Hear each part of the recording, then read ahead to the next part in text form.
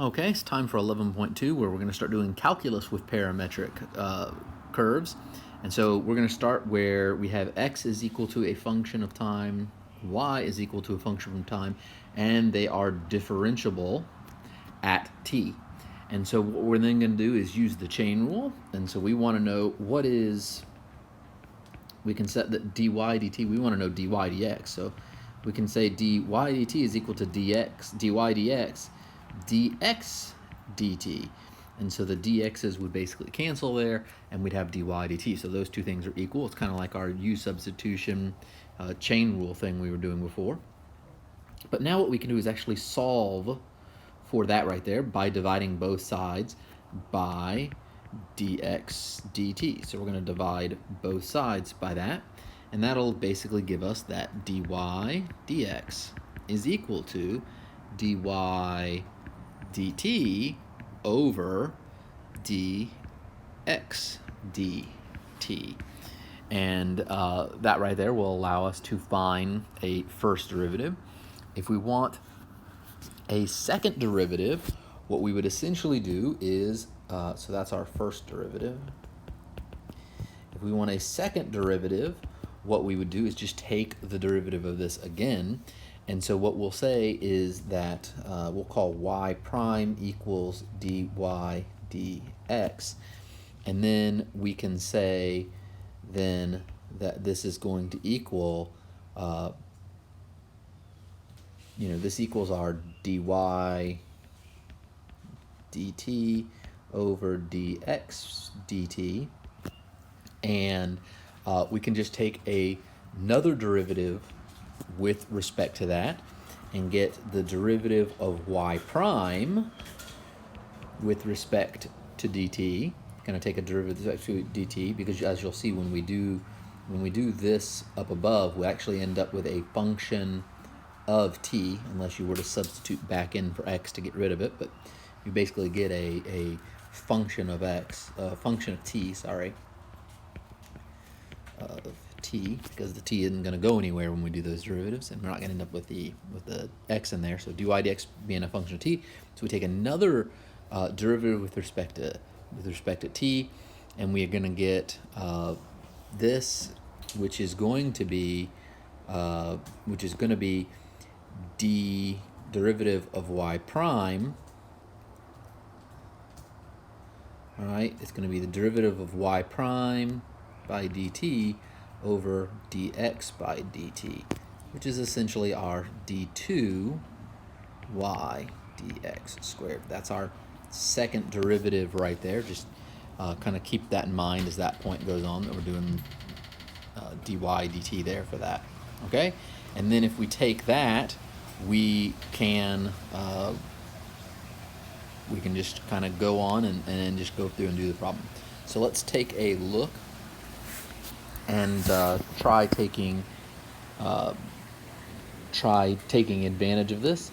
And so the first thing we want to do is find the tangent to a curve, and this curve here is on the next page, is x equals secant, y equals tangent of t, and we're between negative pi over 2 and pi over 2 for t. And so basically we can start by finding the slope, dy dx, and we're going to find that by doing dy dt divided by dx dt. And so we need to find each one of those. So this will be dy dt is going to be the derivative of tangent with respect to it.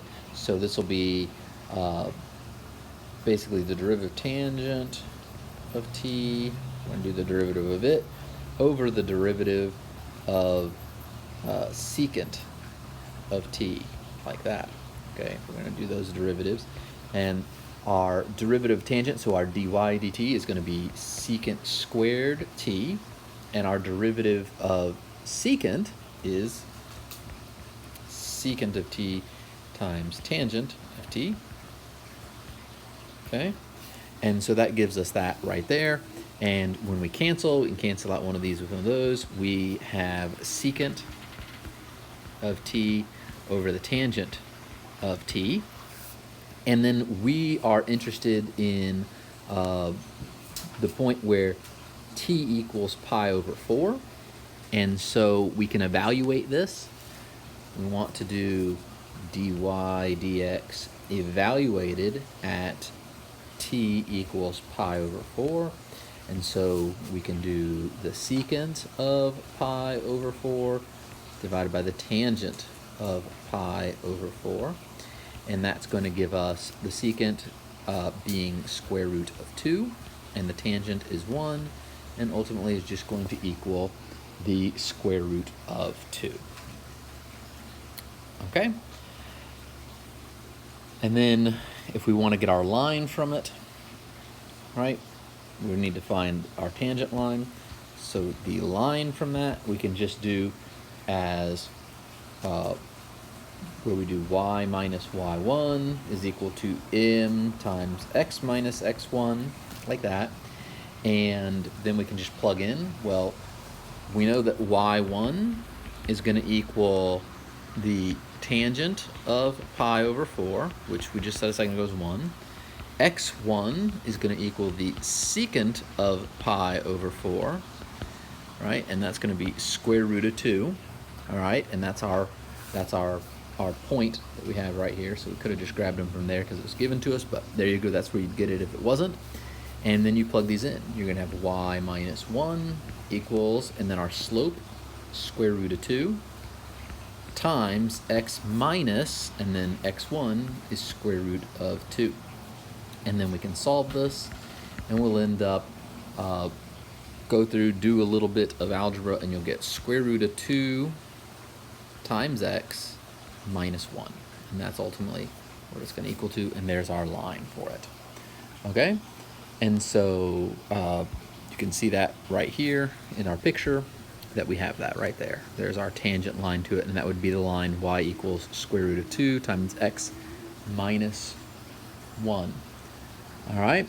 And so let's go on to the next example, and we want to find the second derivative as a function of t if x equals t minus t squared and y equals t minus t cubed.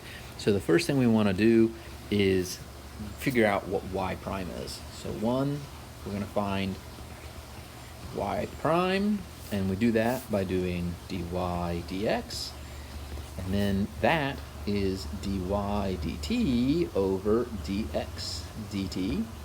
And so dy dt is going to be the derivative of t minus t cubed, so that'll be 1 minus 3t squared. And the derivative dx dt is going to be the derivative of t minus t squared, that right there. And so that'll be 1 minus 2t, and so that gives us y prime. Now what we need to do is find the derivative of y prime with respect to t, and that's going to give us the derivative with respect to t of 1 minus 3t squared over 1 minus 2t. You can do quotient rule here, or you can do you can make this a multiplication by giving the 1 minus 2t a negative 1 exponent and do the product rule and chain rule. So it's up to you, but ultimately you should get 2 minus 6t plus 6t squared over 1 minus 2t squared. If you have trouble doing that derivative, then you may want to look back at those chapters or let me know and I'll go over it real quick with you of how to do the quotient rules and the product rules and chain rules if you need help with that. So now we have dy prime dt, and now what we need to do, our step 3, is going to be basically just say d2y dx squared is going to equal our dy prime dt, which we just found above, divided by dx by dt, because that was our equation we came up with for second derivatives. So dy prime dt is this 2 minus 6t plus 6t squared over 1 minus 2t squared, and we have to divide that by dx dt, which is going to be 1 minus 2t, okay? And so when you do all of that, you should be able to come up with, we're dividing by that, so essentially we're multiplying by the reciprocal of this, and you should get 2 minus 6t plus 6t squared, and then we have 1 minus 2t times 1 minus 2t, right? So this will change to multiply by 1 over 1 minus 2t, right? We're going to multiply by the reciprocal there, and we'll get 1 minus 2t, and that whole quantity will be not squared, but cubed there. Okay? And so that's essentially our second derivative of it right there. Okay, so there's an example of that. Next, we're going to do is try and find the area enclosed by something. So this is going to get us into a little bit of integration.